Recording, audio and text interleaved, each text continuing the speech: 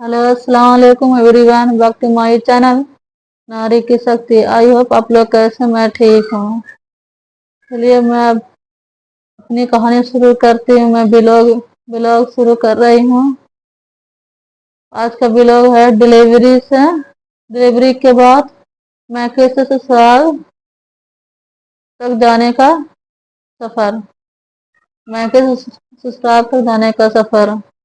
मेरे बेटा होने के बाद 40 दिन होने के बाद मेरे शौहर आए थे। मतलब ईद पड़ गया था। ईद के 2-3 दिन पहले मेरे शौहर आए थे बाहर से। फिर मैं ईद के दूसरे दिन मतलब ईद मैके में की। फिर ईद के दूसरे दिन मैं ससुराल गई। सास आई थी लेने के लिए। सास और देवर मुझे लेने आए थे और मेरा पति तो आए हुए ही थे। तो फिर मैं ससुराल गई। ससुराल में फिर मैं बहुत अच्छे से रही। पता है दोस्तों, जब शौहर मेरे साथ रहते हैं मैं बहुत खुश रहती हूँ। तो बहुत अच्छे से रही 2-2.5 महीना। बहुत मेरे शौहर बच्चे में मतलब बच्चे परेशान करते तो बहुत सपोर्ट किए। बाकी मेरे ससुराल में कोई मुझे मेरे बच्चे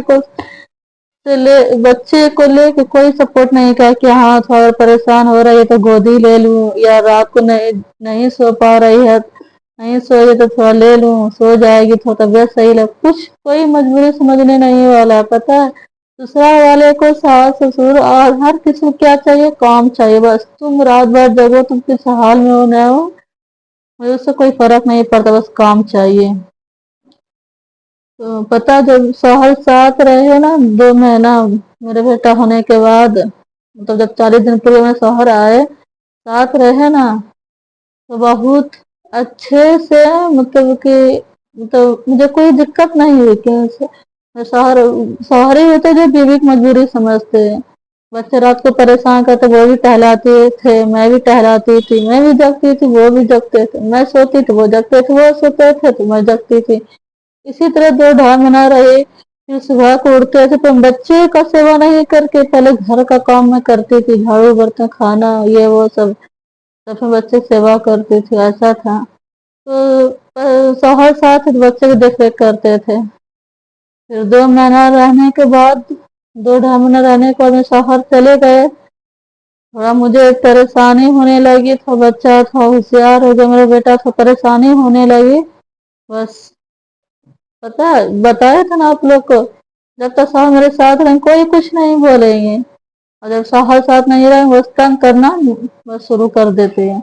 बस गोतनी तुरंत ताना। शौहर परदेश गए कमाने के लिए, कब तक रहेंगे। हाँ वो भी तो है, जो कमाया नहीं तो घर वाले को देखेगा कहाँ से। फैमिली है, बीवी है, बच्चा है, देखेगा कहाँ से। हाँ तो कब तक रहेंगे, वो तो जाएंगे ही ना कमाने के लिए। तो ससुराल वाले सास ससुर को ना समझना चाहिए बच्चा छोटा है थोड़ा काम लेट से हो तो कोई बात नहीं।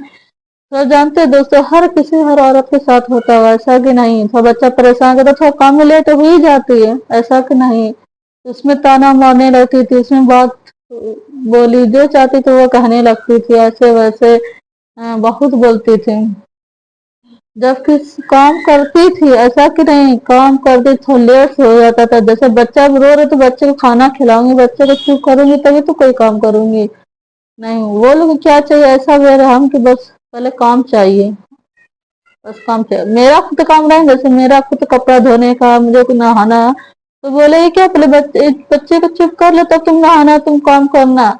बाकी घर का काम जो है, सास का कपड़ा धोना है, ससुर का कपड़ा धोना है, घर का खाना पकाना, तो क्या बोलेगी पहले काम करो। तो हाँ बच्चे को रोने दो, बच्चा तो रोता ही है, बच्चा रोएगा तो ताकत कहाँ से होगा, ऐसा सब बात बोलती। इतना होशियार इतना चालू लोग है, बोलते सीधे इंसान गुजारा कहीं नहीं है, वही मेरे साथ वो।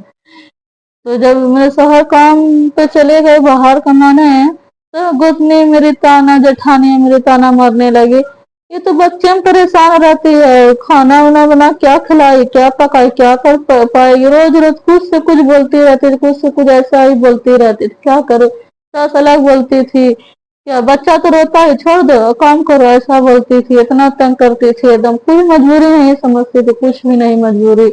रात को पता है, और मेरा बच्चा रात को मेरा बेटा रोता था, कोई मेरा रूम ऊपर है सोने मतलब कोई देखता, और मेरे रूम के जस्ट बगल में जेठानी का रूम है, मेरा बच्चा रात भर रोता है, कोई तकलीफ में तो कोई देखने वाला पूछने वाला नहीं, बस काम का ताना कितना जल्दी मारते हैं।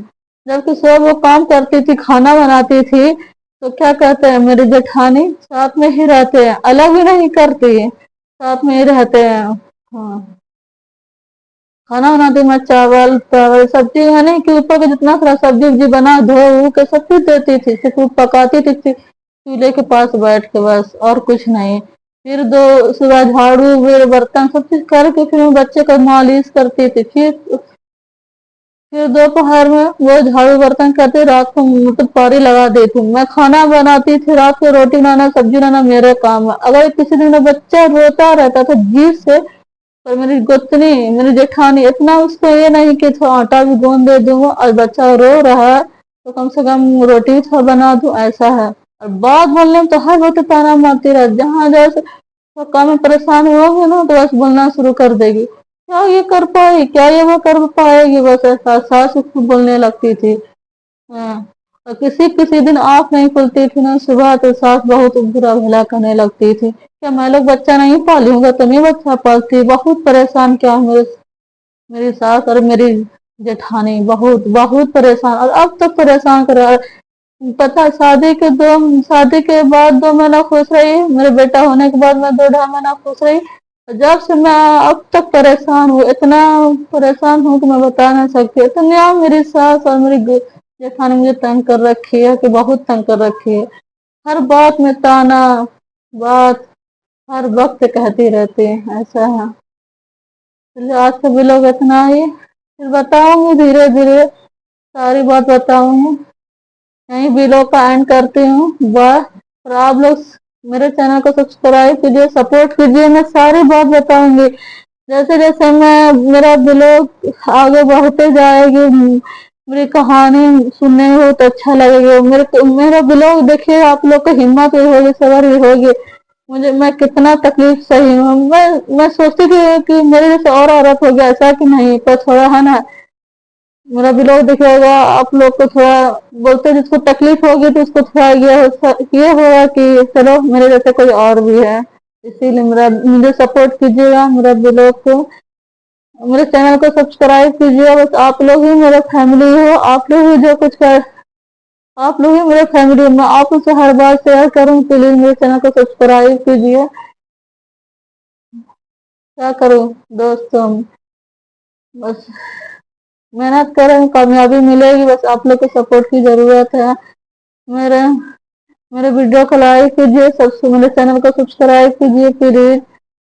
बहुत आपका तो शुक्रिया रहेगा। बाय, अल्लाह हाफिज।